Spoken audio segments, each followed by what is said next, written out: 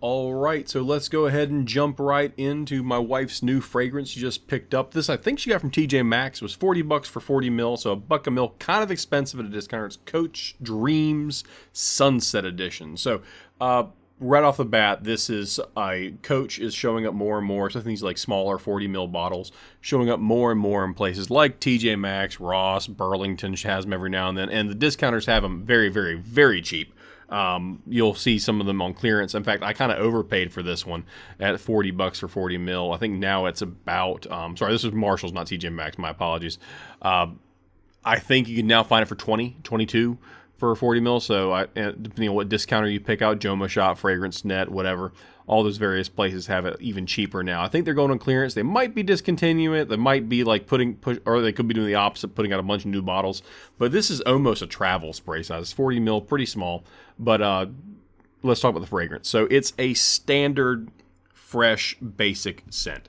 There's not a whole lot here. It's all good. I'll say that. There's nothing bad about it. Every part of it smells just fine. You're going to start off with, strangely enough, pear ice cream as a note. Bergamot, those are the top notes. Middle notes of jasmine, magnolia, and then base notes of vanilla and tonka bean. So what you end up getting is a semi-fruity fresh followed by a vanilla base is essentially what you end up getting. The florals are in there, kind of make it a little powdery, a little bit more sweet overall, but that opening accord of pear ice cream, I don't really get it. I get a lot of the bergamot, and I understand that what they're kind of going for is a semi-laconic kind of milky smell along with that pear, but really I mostly get the bergamot and a little, just a whisper of that laconic opening that they're trying to go for, but it doesn't stay around terribly long.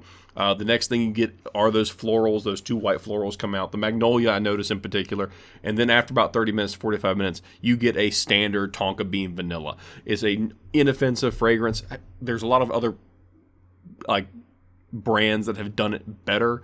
It's not the strongest thing out there. It's not weak by any stretch of the imagination. It's got a lot of strength to it in the opening, but there are other stronger versions of this out there with other brands. So if you're looking for a good price point, this might not be it for you unless you do get it for that really discounted rate that I discussed earlier from like Joma Shop and Fragrance Net being on like clearance. So don't pay what I paid for it. It's a little overpriced. The presentation's pretty cool, though. I'm not going to lie. It's got the little coached leather around the band. It's, the actual atomizer's integrated. The atomizer actually does an okay job for that little kind of kitschy, kind of, I'm going to say tacky atomizer with the flower on top, and you'll see it in just a moment. Or you probably already saw it, excuse me.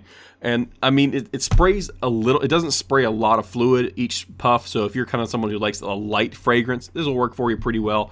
If you're someone out there who's like, I want to be drenched in smell and I want everyone else to smell me too, it's probably not going to do it for you. If you like the beast mode fragrances on women, this probably isn't your best bet. But it does do a decent job. It's not going to fill a room, but you can smell the person next to you if they're sitting next to you. And the vanilla does come out very strong, and it doesn't take long for it to come out. Even on paper, which usually tends to hold on to those bergamots, those citrus fresh fragrances. Like paper will hold those much longer than skin, and the paper doesn't even hold that long. You end up with a very strong vanilla tonka bean combo at the end fairly quickly. It's not a whole lot to the fragrance again. If you're hoping to keep that, again, that pear ice cream that I really only just kind of got a little bit, and the bergamot, it fades very quickly. The florals, they stay for a long while, but it really is overpowered by that bottom layer on the dry down of vanilla and tonka bean. So if you like vanilla, if you like tonka bean, go for it. Why not? If you get the price right, go for it. But if you're hoping that pear, that citrus, and even the florals stay around for a long time, you got to go somewhere else. These won't do it for you. So again, vanilla, if you're a vanilla lover, sure.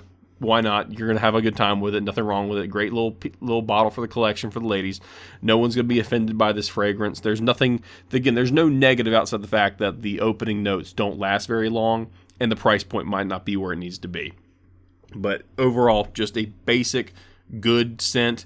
It's an inoffensive one. I would call this like an easy, brainless pull from your shelf. If you're like, I don't know what to wear for this occasion, wear this. No one's offended by vanilla. No one's offended by tonka bean.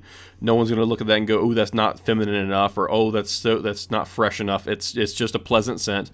But there are other companies that have done it better, do it better, and probably do it at a better price point. So just keep that in mind when you see this. And I'm only saying this and only being kind of negative because we are seeing more and more of these Coach Dream scents showing up at like TJ Maxx or Marshalls, Ross, and those places. And I want y'all fully informed. Have a great day. Hope you like the video.